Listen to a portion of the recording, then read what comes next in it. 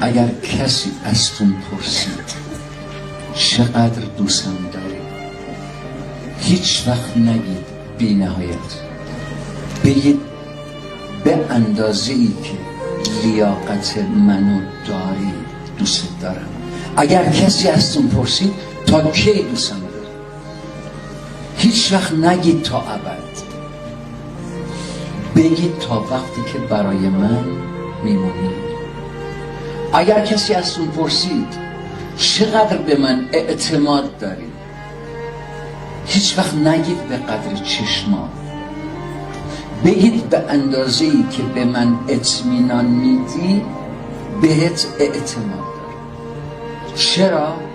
تا بدونه که تا زمانی برای شما با ارزشه که به ارزش های شما چی؟ احترام است.